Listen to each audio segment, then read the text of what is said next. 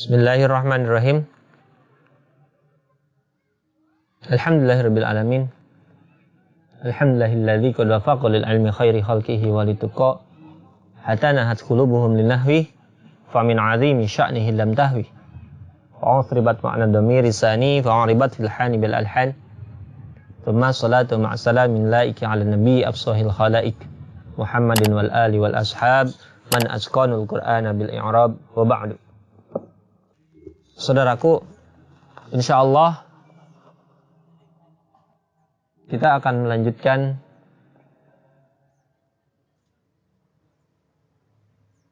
pembahasan kita mengenai thaharah. Yang sebelumnya sempat saya singgung salah satu cara mencegah dari penyakit COVID-19 adalah selalu menjaga diri dengan cara mencuci tangan, di mana mencuci tangan salah satu unsur thaharah yang dipelajari dalam kitab fikih.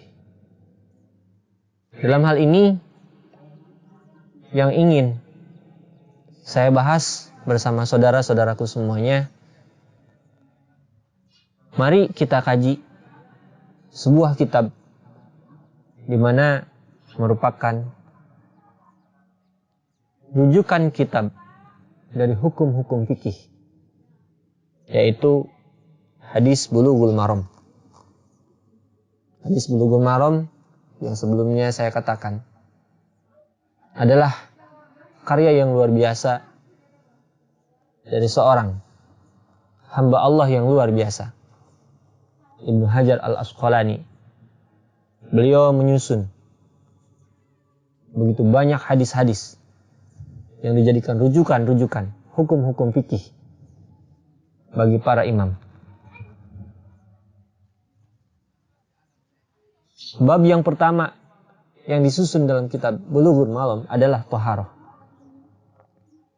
Insyaallah, jika Allah mengizinkan, jika umur saya sampai, mudah-mudahan kita bisa mempelajarinya bersama-sama.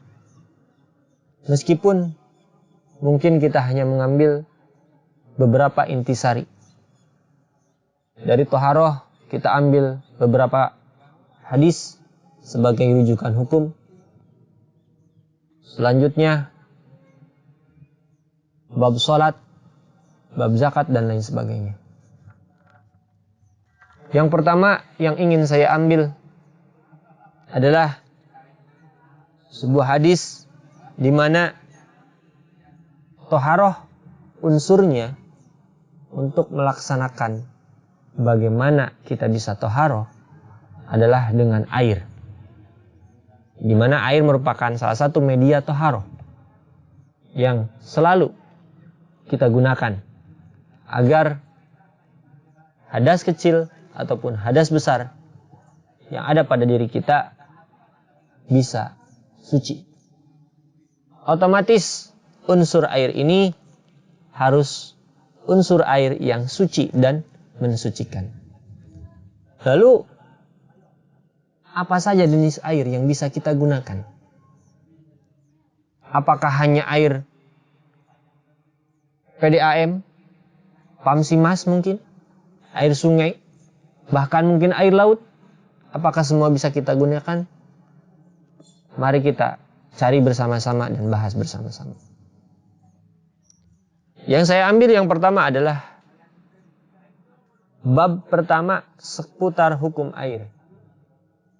An Abi Hurairah radhiyallahu anhu qala, Rasulullah sallallahu alaihi wasallam, fil bahri huwa tahur ma'uhu al-hillu maitatuhu. Akhrajahul arba'ah wa ibnu Abi Syaibah wa lafdhu lahu wa sahahu Ibnu Huzaimah wa Tirmidzi rawahu Malik wa Syafi'i wa Ahmad. Diriwayatkan dari Abu Hurairah radhiyallahu an, ia berkata bahwa Rasulullah sallallahu alaihi wasallam bersabda tentang air laut. huwa at-tahuru ma'uhu. Fil bahri huwa at-tahuru ma'uhu.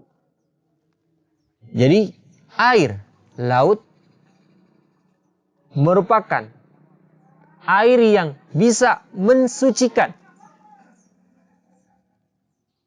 Al-hillu mayyitatuhu. Dan juga bangkainya adalah sesuatu yang halal untuk kita konsumsi. Para saudaraku, di sini bisa kita simpulkan bahwa pertanyaan yang tadi yang saya ajukan, apakah semua jenis air bisa digunakan untuk bersuci? Apakah air laut salah satunya bisa digunakan untuk bersuci? Dalil hadis yang pertama di bab taharah ini bisa menjadi rujukan kita bahwa Rasulullah SAW bersabda, fil bahri huwa at-tahuru ma'uhu al-hillu mayyitatuhu. Bahwasanya adalah air laut itu mensucikan.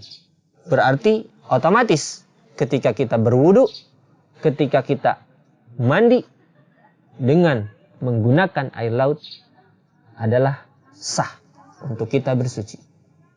Pun demikian, bagaimana ketika kita ingin mengkonsumsi binatang-binatang yang ada di laut? Al-hillu mayyitatuhu. Meskipun binatang tersebut ternyata sudah menjadi bangkai, silahkan laksanakan, konsumsilah ketika kita ingin memakannya. Ikhwani, begitu kira-kira pembahasan yang begitu ringkas dari bab pertama di kitab Thaharah dalam kumpulan hadis Bulughul Maram. Semoga menjadi salah satu pembelajaran buat kita. Suatu saat ketika kita mungkin sedang bertamasya, suatu saat ketika kita mungkin na'udzubillah kesasar, berada di pinggir laut, tidak ada air untuk kita bagaimana bersuci, ingin melaksanakan sholat, berwudu adalah hukumnya wajib. Silahkan berwudulah dengan menggunakan air laut. Hadanallahu alaikum ajma'in. Kesalahan murni dari saya, kebenaran milik Allah Subhanahu wa taala.